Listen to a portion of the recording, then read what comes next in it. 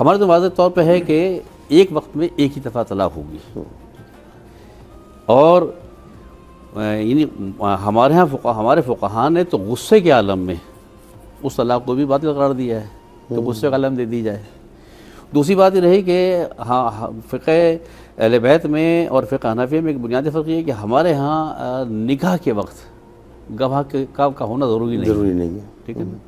لیکن طلاق جو ہے بغیر دو عادل گواہوں کے ہو ہی نہیں سکتی۔ آپ کے یہاں نکاح بہت آسان ہے، طلاق بہت مشکل ہے۔ طلاق بہت مشکل، اس لیے کہ تاکہ یہ امر اتنی آسانی سے واقع نہ ہو جائے، یہ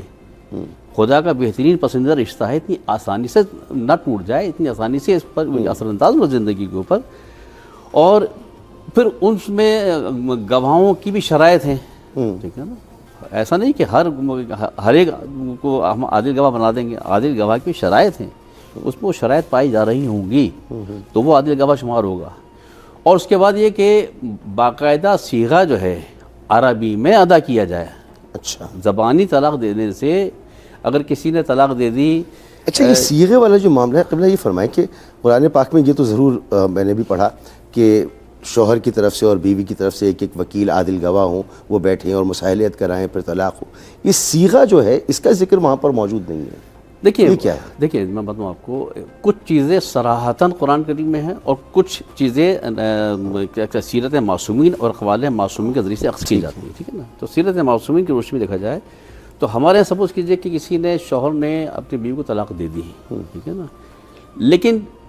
جب تک باقاعدہ دو عادل افراد کی موجودگی میں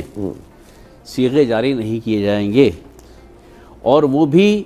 عربی زبان میں اور صحیح مخارج کے ساتھ، ٹھیک ہے نا، یا طالق کے ساتھ اگر طالق کہہ دیا، طالق نہیں کہا تو یہ بھی شمار نہیں ہوگا، اچھا، ٹھیک ہے نا، یہاں تک کہ اس کا مخارج بھی صحیح ہونے چاہیے صیغہ جاری کرنے والے کے۔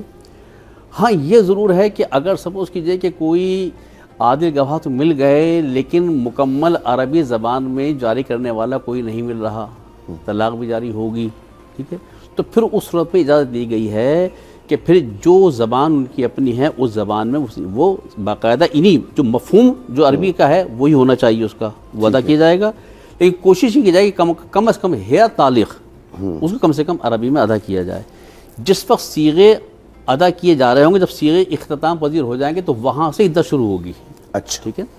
اور میں نے جیسا کیا نا، کیونکہ تاکہ اتنا آسان نہ رہے کہ شوہر نے دے دی تھی، کون گواہ ہے کون نہیں ہے، جیسے آج کل کے معاشرے میں ہو جاتا ہے، ٹھیک ہے، کہ طلاقیں ہو جاتی ہیں، شوہر کہہ رہا ہوتا ہے کہ نہیں میں نے نہیں دی تھی، بیوی کہہ رہی کہ مجھے دے دی انہوں نے، ٹھیک ہے، یا بیوی کہہ رہی ہے کہ نہیں طلاق واقع مجھے نہیں دی انہوں نے، اور شوہر کہہ رہا ہے میں نے دے دی ہے، ٹھیک ہے نا۔ تو یہ سارے معاملات ہیں، تو ہمارے فقہ جعفری مکتب اہل بیت کے اندر اس کی کچھ شرائط ہیں، اس شرائط کے تحت اگر